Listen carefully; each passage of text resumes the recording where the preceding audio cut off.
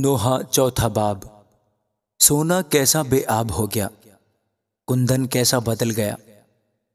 مقدس کے پتھر تمام گلی کوچوں میں پڑے ہیں۔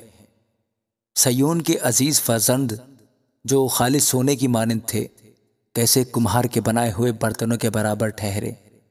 گدڑ بھی اپنی چھاتیوں سے اپنے بچوں کو دودھ پلاتے ہیں، لیکن میری دختر قوم بیابانی شتر مرغ کی مانند بے رحم ہے۔ شیرخوار کی زبان پیاس کے مارے تالو سے جا لگی۔ بچے روٹی مانگتے ہیں لیکن ان کو کوئی نہیں دیتا۔ جو ناز پروردہ تھے گلیوں میں تباہ حل ہیں، جو بچپن سے ارغوان پوش تھے مسبلوں پر پڑے ہیں، کیونکہ میری دختر قوم کی بد کرداری صدوم کے گناہ سے بڑھ کر ہے، جو ایک لمحہ میں برباد ہوا اور کسی کے ہاتھ اس پر دراز نہ ہوئے۔ اس کے شرفا برف سے زیادہ صاف اور دودھ سے سفید تھے۔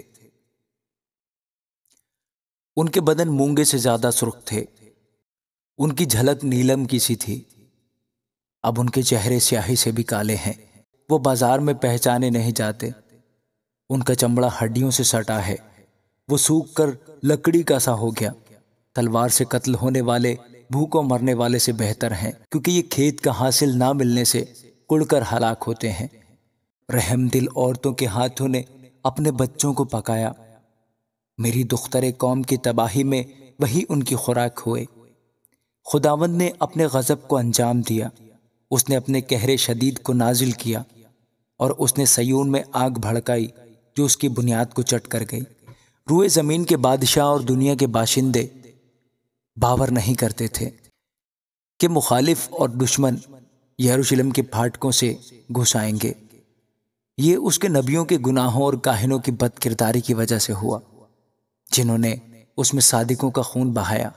وہ اندھوں کی طرح گلیوں میں بھٹکتے اور خون سے آلودہ ہوتے ہیں، ایسا کہ کوئی ان کے لباس کو بھی چھو نہیں سکتا۔ وہ ان کو پکار کر کہتے ہیں، دور رہو ناپاک، دور رہو، دور رہو، چھونا مت۔ جب وہ بھاگ جاتے اور آوارہ پھرتے تو لوگ کہتے تھے، اب یہ یہاں نہ رہیں گے۔ خداوند کے قہر نے ان کو پراگندہ کیا، اب وہ ان پر نظر نہیں کرے گا۔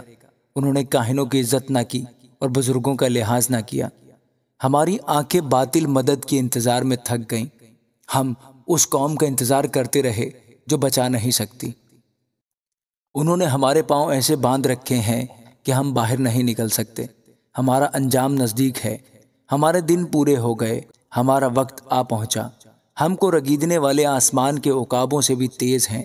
انہوں نے پہاڑوں پر ہمارا پیچھا کیا، وہ بیابان میں ہماری گھات میں بیٹھے۔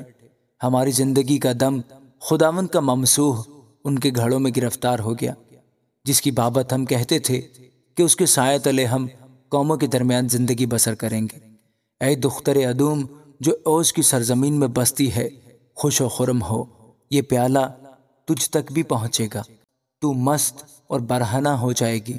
اے دختر سیون، تیری بد کرداری کی سزا تمام ہوئی، وہ تجھے پھر اسیر کر کے نہیں لے جائے گا۔